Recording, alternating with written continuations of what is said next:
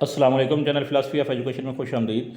ये second model paper है। इससे पहले भी एक मॉडल पेपर मैंने डिस्ट्रिक्ट मॉनिटर डिस्ट्रिक्ट ट्रेनर की जॉब के लिए अपलोड किया था। तो ये अगर आप एएसडी की तैयारी कर रहे हैं, हेड मास्टर की तैयारी कर रहे हैं या डिस्ट्रिक्ट ट्रेनर की तैयारी कर रहे हैं तो आप ये मॉडल पेपर आपके लिए और मैं आज पेश कर रहा हूँ। आपने साथ साथ इसको सॉल्व करना है और एंड पे आंसर जो है वो मैच करके आपने कमेंट करके बताने हैं ताकि आपकी तैयारी का अंदाज़ा हो कि आपकी कैसी तैयारी है पेपर के लिए।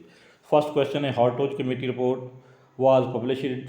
हार्टोज कमेटी रिपोर्ट जो है ये कब पब्लिश हुई थी? 21, 27, 29 या 1937 में? तो इसका राइट आंसर है ऑप्शन सी, 1929 में। ठीक है, उसके बाद क्वेश्चन नंबर 2 है, वो डेवलप द सोशियोग्राम। ठीक है, सोशियोग्राम किसने डेवलप की थी? सोशियोग्राम क्या है? A quantitative method for measuring the social relationships of the group का जो सोशल रिलेशनशिप होता है उसको मेजर करने के लिए एक सोशियोग्राम बनाया जाता है। वो किसने डेवलप की थी सोशियोग्राम? ठीक है, बी एफ स्किनर ने, वाटसन ने, जैकब मोरिन ने या पाउलोफ ने? तो इसका राइट आंसर है जैकब मोरिन।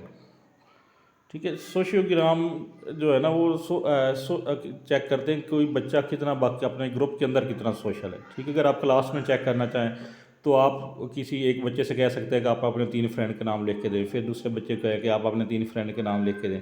तो एंड पे आप देखेंगे कि किस बच्चे का नाम सबसे ज़्यादा बाहर आया है। तो ये एक इसकी एक एग्जाम्पल हो सकती है। क्वेश्चन नंबर 3 है, which test has low reliability. किस टेस्ट की रिलायबिलिटी कम होती है? पावर की, स्टैंडर्डाइज की, स्पीड की या टीचर मेड की? तो इसका राइट आंसर होगा option D, teacher made test.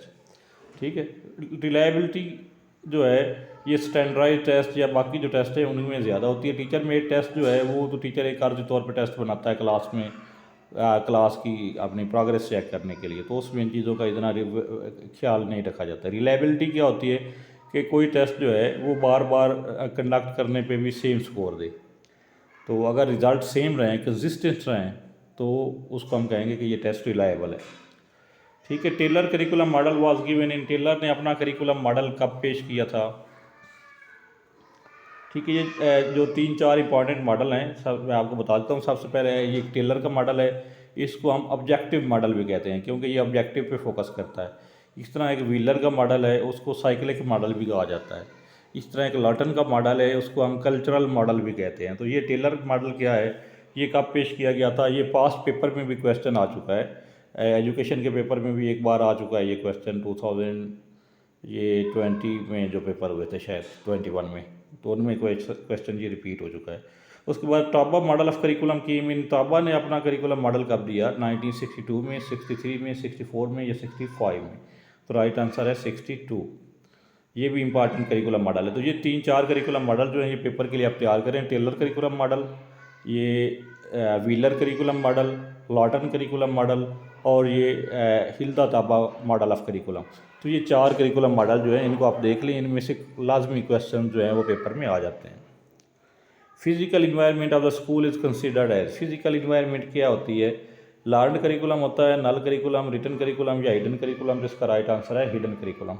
Question number 7, spiral sequences was given by Bruner in. Spiral sequencing जो है ये ब्रूनर ने दी थी।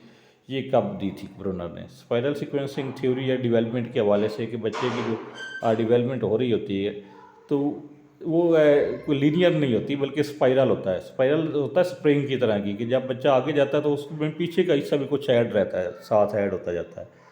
ठीक है, तो ये मॉडल कब पेश किया गया था? 1966 में। Question number 8, in which test the items are arranged in graded difficulty from the easiest to difficult one? Power, standardize, speed, teacher made test? तो ये किस में होती हैं? पावर टेस्ट में। पावर टेस्ट असल में आपकी पावर चेक कर रहा होता है, तो उसमें शुरू में आसान होते हैं, फिर आस्ता आस्ता मुश्किल से मुश्किल किए जाते हैं ताकि कहाँ तक जो है वो ये क्वेश्चन कर सकता है बच्चा।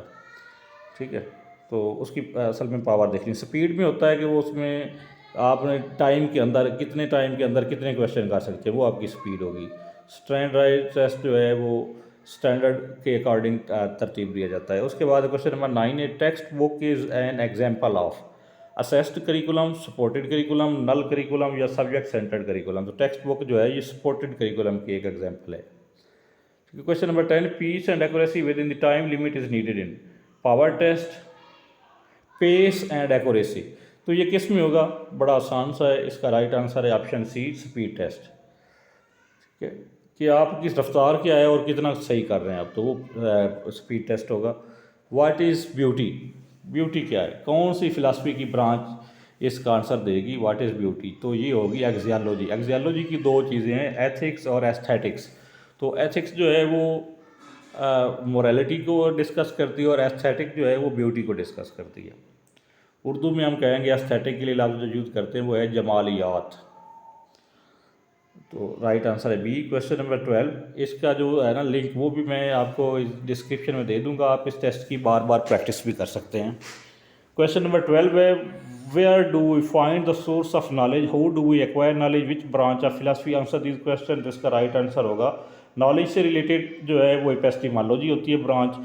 विच test establish certain norm, norm किसके अंदर होती हैं, स्टैंडर्डाइज टेस्ट के अंदर है एस्टेब्लिश्ड नॉर्म्स। ठीक है, मतलब उसके कुछ रूल्स एंड रेगुलेशन जो है पहले से मुतय्यन किए गए होते हैं, टेस्ट के कुछ स्टैंडर्ड सेट किए गए होते हैं। Question 14, what is right and what is wrong. Right and wrong का तस्वर जो है ये एक्सियोलॉजी में होगा। ठीक है, ये आपको पता है कि तीन मेन ब्रांचेज हैं, ऑन्टोलॉजी रियलिटी से रिलेटेड, जिसको हम मेटाफिजिक्स भी बोलते हैं, थोड़ा बहुत इसमें डिफरेंस होता है। उसके बाद एपिस्टेमोलॉजी है वो नॉलेज से रिलेटेड है, और एक्सियोलॉजी जो है वो ब्यूटी और वैल्यूज़ से रिलेटेड है। Question number 15, teacher dispense knowledge student observe. ठीक है, eternal truth are learn. Eternal truth होता है कि ऐसी तालीम बच्चों को दी जाती है जो एटर्नल हो। एटर्नल को उर्दू में लफ्ज़ यूज़ करते हैं अबदी हो, दायमी हो, हमेशा रहने वाली हो, तो वो पेरेनियलिज्म होगा इसका right answer. Question 16, teacher serve as facilitator. ठीक है, टीचर किस में फैसिलिटेटर का किरदार अदा करता है, किस फिलासफी में, तो इसका राइट आंसर होगा option C, progressivism. Question number 17, teacher dispense knowledge of traditional subjects student observes traditional academic subjects plus technology. ठीक है, तो इसका राइट आंसर होगा ट्रेडिशनल सब्जेक्ट हैं साथ टेक्नोलॉजी भी है, तो ये कौन सा बनेगा टेस्ट, ये बनेगा essentialism. Question number 18, teacher lead by modelling democratic actions and exciting student about the needs for social change. ठीक है, teacher lead by modelling democratic, teacher जो है वो डेमोक्रेटिक बिहेवियर शो करता है और the needs for social change. ठीक है, सोशल चेंज की भी बात हो रही है, तो ये रिकन्स्ट्रक्शनिज्म होगा। Question number 19, if you believe that individual topics are learn through meaningful experiences.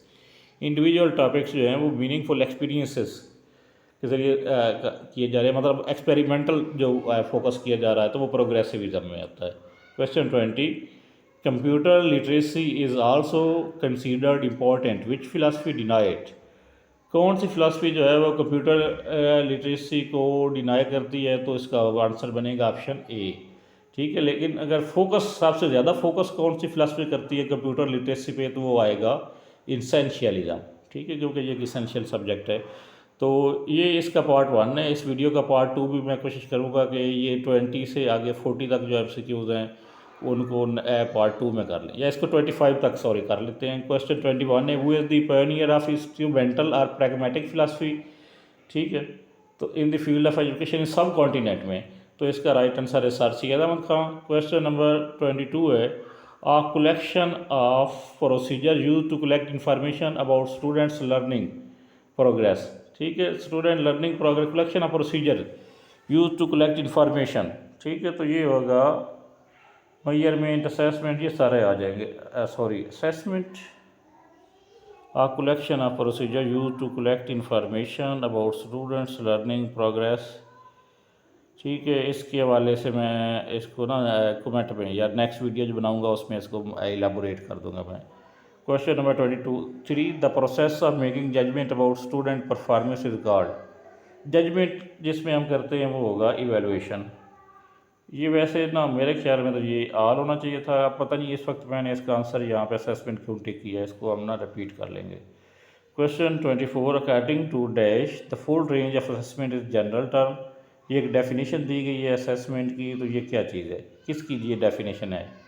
ये रॉबर्ट लिन की है, गे की है, लिन ग्राउंडलैंड की है, या सिर्फ ग्राउंडलैंड की है? तो ये अक्सर डेफिनेशन जो है ये इनकी मिक्स हैं, लिन एंड ग्राउंडलैंड की, जबकि LR गे जो है वो उसका ताल्लुक तो एजुकेशनल रिसर्च के साथ है। तो लिन एंड ग्राउंडलैंड ये दोनों का नाम आएगा इसमें। वो firstly differentiate between the history of Islam and history of Muslim, ibn Khaldun, गजाली, शाह वलीउल्लाह, सर सैयद अहमद खान। तो इब्न खल्दून, यहाँ पे इसकी मैंने थोड़ी वजाहत की हुई है कि उनके बहुत सी बुक में यहाँ पे शाह वलीउल्लाह का नाम भी आता है। अब मुझे नहीं पता क्यों आता है, क्योंकि हिस्ट्री के ऊपर तो ज़्यादा वर्क जो है वो इब्न खल्दून का है। तो बुक्स के अंदर इसका आंसर शाह वलीउल्लाह है। आप इसको मज़ीद जो है वो चेक कर सकते हैं। ठीक है, तो ये कुछ इंपॉर्टेंट क्वेश्चन है। नेक्स्ट इसका पार्ट 3 जो है, एक पार्ट 1 पहले उस मॉडल पेपर 1 अपलोड किया है, ये मॉडल पेपर 2 का पार्ट 1 है, और मॉडल पेपर 2 का पार्ट 2 जो है वो भी मैं जल्दी अपलोड करूँगा। अल्लाह हाफिज़।